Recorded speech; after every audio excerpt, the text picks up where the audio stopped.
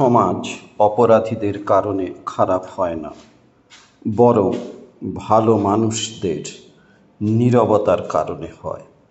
স্বামী বিবেকানন্দের এই কথাটা আজ আমাদের অনেক বড় প্রশ্নের মুখে দাঁড় করায়।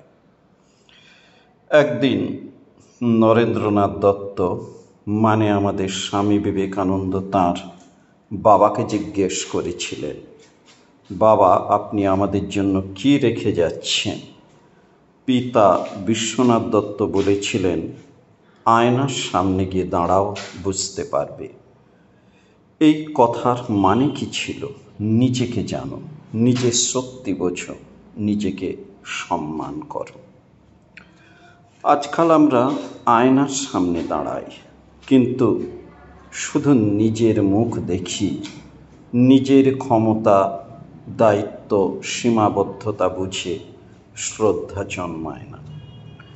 একদিকে আত্মরতি, নিজেকে সব জেনে ফেলেছি ভাবা, আর একদিকে শ্রদ্ধা, নিজেকে ছোট ভাবা নয়, আবার অন্যকে হেয় করাও নয়। আত্মরতিতে জন্মায় হিংসা, গোঁড়ামি, মতান্ধতা।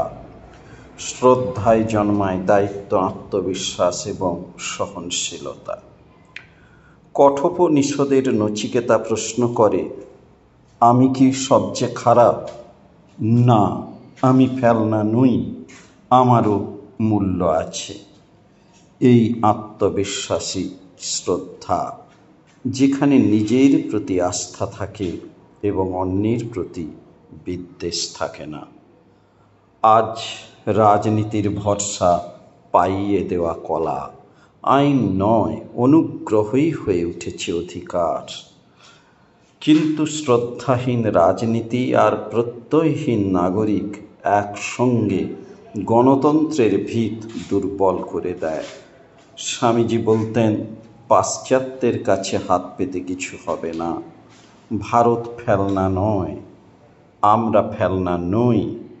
তার ছবিগুলো শুধু টাঙিয়ে রাখলে হবে না, আয়নার সামনে দাঁড়িয়ে জানতে হবে, আমি কে, আমি কি পারি, আমি কি দিতে পারি সমাজকে। স্টাডি লাইন স্টুডেন্টসে আমরা এমন কথাই বলি, যা শুধু মুখস্থ নয়, মনে রাখার মতো। ভিডিও ভালো লাগলে লাইক করো, শেয়ার করো, আর এমন আরও ভাবনার ভিডিও পেতে সাবস্ক্রাইব করো স্টাডি লাইন স্টুডেন্টস চ্যানেল।